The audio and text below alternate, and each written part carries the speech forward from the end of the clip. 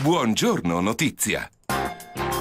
Pochi secondi alle 8:30, ancora buongiorno e ben trovati. Diamo avvio alla rassegna stampa, la lettura delle prime pagine dei quotidiani regionali, cartacei online, con la Sicilia di Catania che apre con questo titolo: Sicilia, 2 miliardi per far decollare l'industria 4.0, svolta tecnologica, accordo tra Intesa San Paolo e Confindustria per favorire la trasformazione digitale, a operare in sinergia per raggiungere lo scopo saranno appunto Intesa San Paolo e Confindustria Piccola Industria, che oggi a Catania firmeranno un accordo da 2 miliardi per la digitalizzazione delle imprese in Sicilia, risorse da utilizzare per accelerare la trasformazione digitale delle imprese.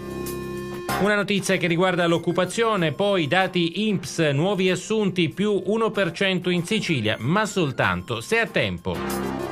A centropagina un viaggio di 40 giorni in nave per esportare le arance in Cina, accordo beffa per i produttori siciliani. La Cina è ancora lontana per gli agrumi siciliani, esattamente 40 giorni, tanto dura il viaggio via mare. Il protocollo sottoscritto fra l'Italia e la Cina esclude infatti il trasporto aereo, col rischio che la qualità della merce risenta della durata del viaggio. E poi i veleni di Siracusa, ha chiesto il trasferimento del procuratore Giordano, trasferimento per incompatibilità ambientale per il procuratore di Siracusa Giordano e per i PM Longo e Musco. L'iter è stato avviato dalla prima commissione del CSM dopo le audizioni sui veleni al Palazzo. Il procuratore dice: mi difenderò in ogni sede.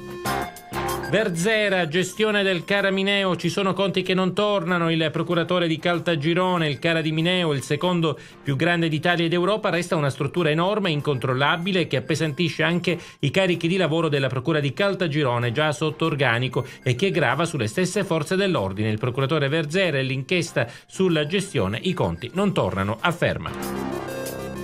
La prima pagina del giornale poi dà conto di 2 lutti, uno nel mondo dello spettacolo: addio Daniele Piombi, da Teletna a Giardini per il premio Regia, il signore della TV viene definito.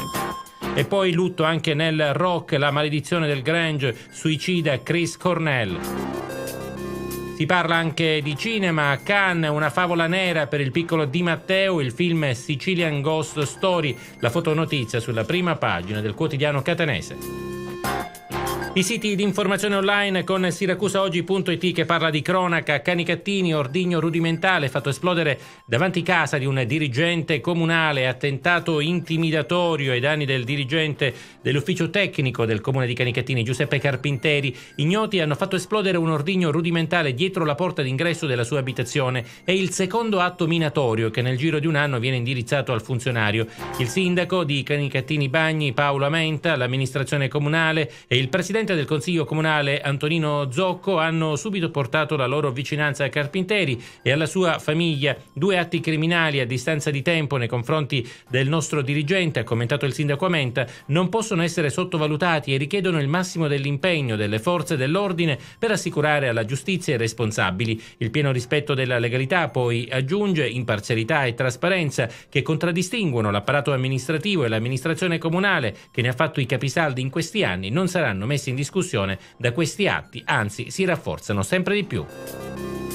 La Sicilia Web ci porta ad Acireale, preso a colpi di mazza dal vicino. Un docente di filosofia di Genova di 47 anni è stato arrestato dai carabinieri a Guardia Mangano, frazione di Acireale, dopo che al culmine di una lite per una servitù di passaggio ha colpito alla testa con una mazza il vicino di casa, un pensionato di 67 anni. È accaduto in via Tonno. La vittima, un invalido civile per una grave forma di cardiopatia, nell'ospedale di Acireale è stata medicata per le ferite alla testa ed è tenuta sotto osservazione perché i medici temono un aggravamento delle sue condizioni. L'arrestato è stato rinchiuso nel carcere di Piazza Lanza con le accuse di tentativo di omicidio da minacce aggravate. I militari durante una perquisizione hanno sequestrato anche la mazza utilizzata per l'aggressione e alcune armi che l'arrestato deteneva legalmente: 3 antiche pistole ad avancarica, 2 pistole e 2 fucili ad aria compressa e una balestra completa di 7 dardi.